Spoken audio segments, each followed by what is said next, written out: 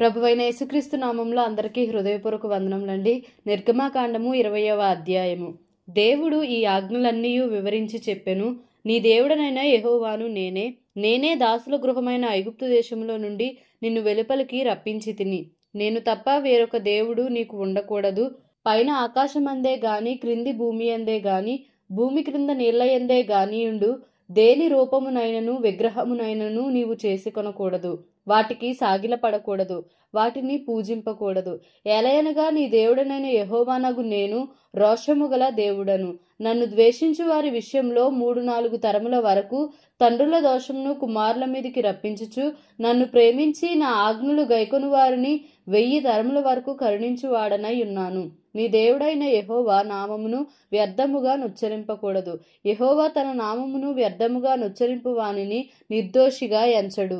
విశ్రాంతి దినమును పరిశుద్ధముగా ఆచరించుటకు జ్ఞాపకం ఉంచుకొనుము. 6 దినములు నీవు కష్టపడి నీ పని అంతయు చేయవలెను. 7వ దినము నీ దేవుడైన యెహోవాకు విశ్రాంతి దినము. దానిలో నీవైనను నీ కుమారుడైనను నీ కుమార్తె అయినను నీ దాసుడైనను నీ దాసి అయినను నీ పశువైనను నీ ఇండ్లలోనున్న పరదేశి అయినను ఏ పనియు చేయకూడదు. 6 దినములలో యెహోవా ఆకాశమును భూమియు సముద్రమును వాటిలోని సమస్తమును సృజించి 7వ దినమున విశ్రమించెను. అందుచేత యెహోవా విశ్రాంతి దినమును ఆశీర్వదించి దాని పరిశుద్ధపరచెను. నీ దేవుడని యెహోవా నీకు అనుగ్రహించు దేశంలో నీవు దీర్ఘాయుష్మంతుడు వగునట్లు నీ తండ్రిని నీ తల్లిని సన్మానించుము.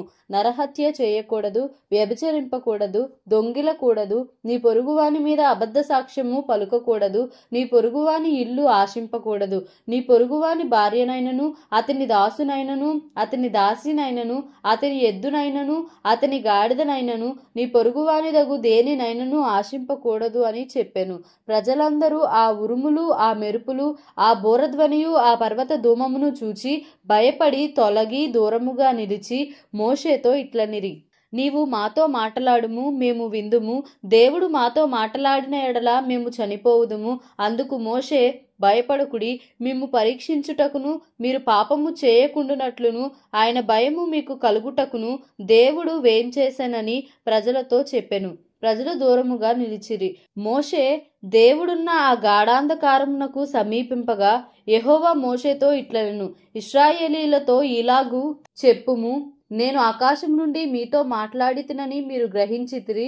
మీరు నన్ను కొలుచుచు వెండి దేవతలనైనను బంగారు దేవతలనైనను చేసుకొనకూడదు. మంటి బలిపీఠమును నా కొరకు చేసి దాని మీద నీ దహన బలులను సమాధాన బలులను నీ గొర్రెలను నీ ఎద్దులను అర్పింపవలెను. నేను నా నామమును జ్ఞాపకార్థముగా నుంచు ప్రతి స్థలములోనూ నీ యొద్దకు వచ్చి నిన్ను ఆశీర్వదించెదను.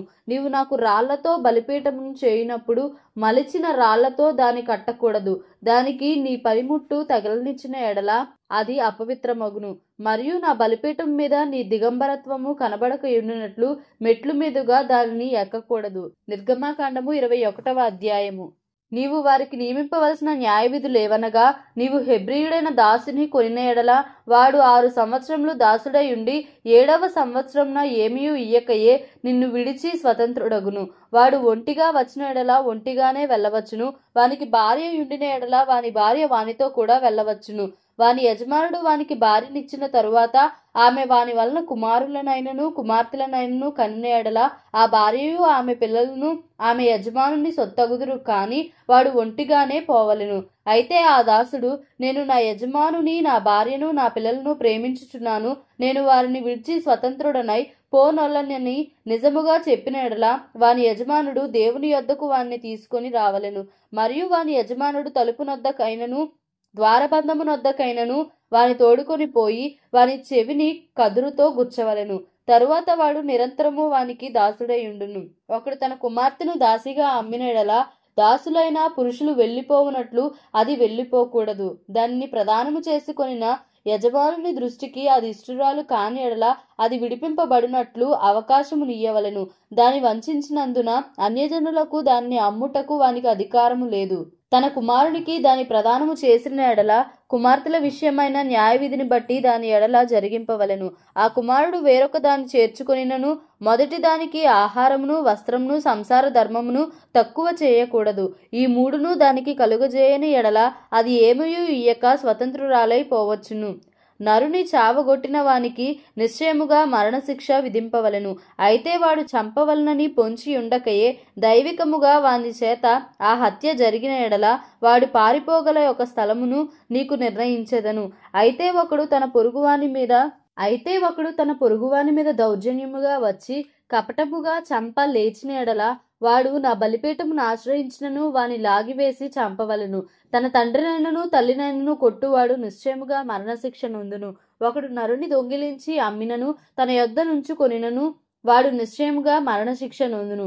తన తండ్రినైనను తల్లినైనను శపించువాడు నిశ్చయముగా మరణశిక్ష నొందును. మనుషులు పోట్లాడుచుండగా ఒకడు తన పొరుగువానిని రాతితోనైనను పిడికిటితోనైనను గుద్దుట వలన వాడు చావక మంచం మీద పడియుండి తరువాత లేచి తన చేతికర్రతో బయటికి వెళ్ళి తిరుగుచుండిన ఎడల వాని కొట్టిన వానికి శిక్ష విధింపబడదు గాని అతడు పనిచేయలేని కాలమునకు తగిన సొమ్ము ఇచ్చి వాడు అతన్ని పూర్తిగా బాగు చేయింపవలెను.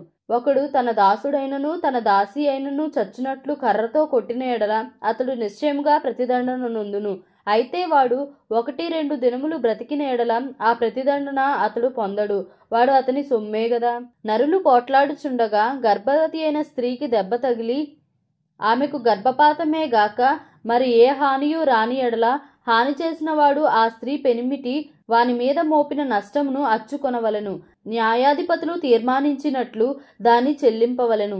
హాని కలిగిన ఎడల నీవు ప్రాణమునకు ప్రాణము, కంటికి కన్ను, పంటికి పళ్ళు, చేతికి చెయ్యి, కాలికి కాలు, వాతకు వాత, గాయమునకు గాయము, దెబ్బకు దెబ్బయు నియమింపవలెను.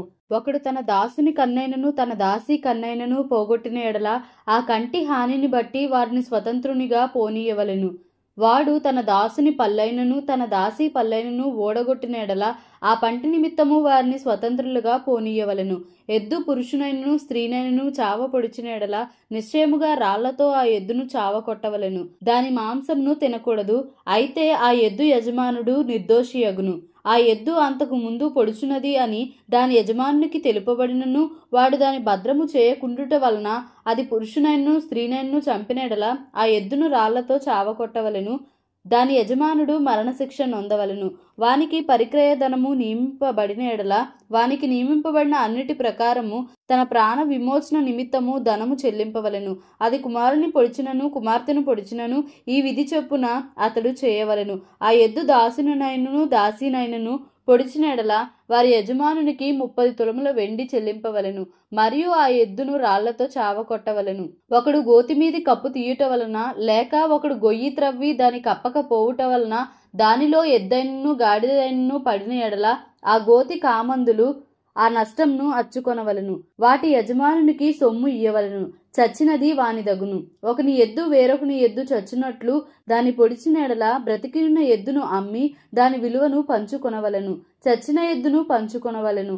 అయితే అంతకు ముందు ఆ ఎద్దు పొడిచినది అని తెలియబడియు దాని యజమానుడు దాని భద్రము చేయని వాడైతే వాడు నిశ్చయముగా ఎద్దుకు ఎద్దునియ్యవలెను. చచ్చినది వానిదగును. నిర్గమాకాండము 22వ అధ్యాయము.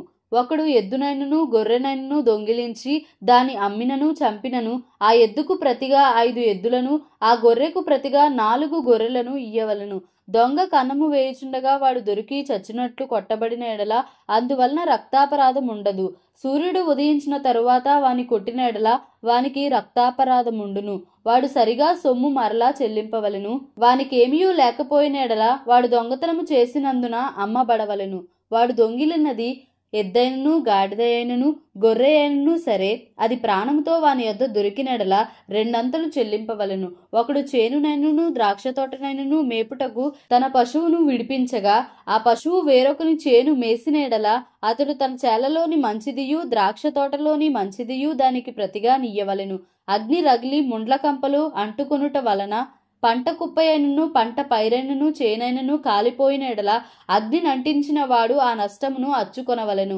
ఒకడు సొమ్మైనను సామానైనను జాగ్రత్త పెట్టుటకు తన పొరుగువానికి అప్పగించినప్పుడు అది ఆ మనుషుని ఇంట నుండి దొంగిలింపబడి ఆ దొంగ దొరికిన ఎడల వాడు దానికి 2 అంతలు అచ్చుకొనవలెను. ఆ దొంగ దొరకని ఎడల ఆ ఇంటి యజమానుడు తన పొరుగువాని పదార్థములను తీసుకొనో లేదో పరిష్కార మగుటకై దేవుని యొద్దకు రావలెను. ప్రతి విధమైన ద్రోహమును గూర్చి అనగా ఎద్దును గూర్చి, గాడిదను గూర్చి, గొర్రెను గూర్చి, బట్టను గూర్చి పోయిన దానినొకడు చూచి ఇది నాదని చెప్పిన దాని గూర్చి ఆ ఇద్దరి వ్యాజ్యము దేవుని యొద్దకు తేబడవలెను. దేవుడు ఎవని మీద నేరము స్థాపించునో వాడు తన పొరుగువానికి రెండంతలు అచ్చుకొనవలెను. ఒకడు గాడిదనైనను, ఎద్దునైనను, గొర్రెనైనను మరి ఏ జంతువునైనను కాపాడుటకు తన పొరుగువానికి అప్పగించిన మీదట అది చచ్చినను, హాని పొందినను, ఎవడనూ చూడకుండగా తోలుకొని పోబడినను వాడు తన పొరుగువాని సొమ్మును తీసుకొనలేదనుటకు యెహోవా ప్రమాణము వారిద్దరి మధ్య నుండవలెను. సొత్తుదారుడు ఆ ప్రమాణమును అంగీకరింపవలెను. ఆ నష్టమును అచ్చుకొననక్కరలేదు. అది నిజముగా వాని యొద్ద నుండి దొంగిలబడిన ఎడల సొత్తుదారునికి ఆ నష్టమును అచ్చుకొనవలెను. అది నిజముగా చేల్చబడిన ఎడల వాడు సాక్ష్యము కొరకు దాని తేవలెను. చేల్చబడిన దాని నష్టమును అచ్చుకొననక్కరలేదు.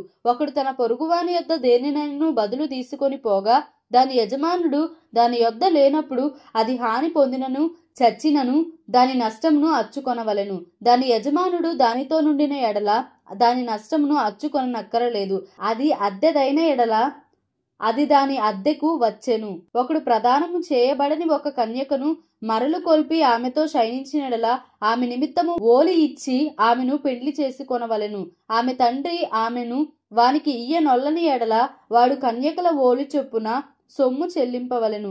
శకునము చెప్పు దానిని బ్రతుకనియ్యకూడదు. మృగ సంయోగము చేయు ప్రతివాడు నిశ్చయముగా మరణశిక్ష నొందవలెను. యెహోవాకు మాత్రమే గాక వేరొక దేవునికి బలి అర్పించువాడు శాపగ్రస్తుడు. పరదేశిని విసిగింపవద్దు, బాధింపవద్దు. మీరు ఐగుప్తు దేశంలో పరదేశులై ఉంటిరి గదా. విధవరాలినైనను దిక్కులేని పిల్లలనైనను బాధ పెట్టకూడదు. వారు నీ చేత ఏ విధముగానైనను బాధ నొంది నాకు మొరపెట్టిన ఎడల నేను నిశ్చయముగా వారి మొరను విందును. నా కోపాగ్ని రవులుకొని మిమ్మును కత్తి చేత చంపించెదను. మీ భార్యలు విధవరాండ్రగుదురు, మీ పిల్లలు దిక్కులేని వారగుదురు.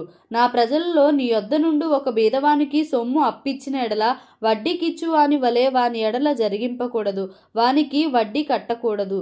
నీవు ఎప్పుడైనను నీ పొరుగువాని వస్త్రమును కుదువగా తీసుకొని ఎడల సూర్యుడు అస్తమించు వేళకు అది వానికి మరలా అప్పగించుము. వాడు కప్పుకొనినది అదే, అది వాని దేహమునకు వస్త్రము. వాడు మరి ఏమి కప్పుకొని పండుకొనును? నేను దయగలవాడును, వాడు నాకు మొరపెట్టినెడల నేను విందును. నీవు దేవుని నిందింపకూడదు, నీ ప్రజలలోని అధికారిని శపింపకూడదు. నీ మొదటి సస్య ద్రవ్యములను అర్పింప తడవు చేయకూడదు. నీ కుమారులలో జ్యేష్ఠుని నాకు అర్పింపవలెను. అట్లే నీ ఎద్దులను నీ గొర్రెలను అర్పింపవలెను. 7 దినములు అది దాని తల్లి యొద్ద ఉండవలెను. 8వ దినమున దానిని నాకు ఇయ్యవలెను. మీరు నాకు ప్రతిష్ఠింపబడిన వారు గనుక పొలములో చేల్చబడిన మాంసమును తినక కుక్కలకు దాన్ని పారవేయవలెను. దేవుడి పరిశుద్ధ వాక్యమును మన వినికిడిలో దీవించి ఆశీర్వదించునుగాక. Amen. Please like, share and subscribe for more videos.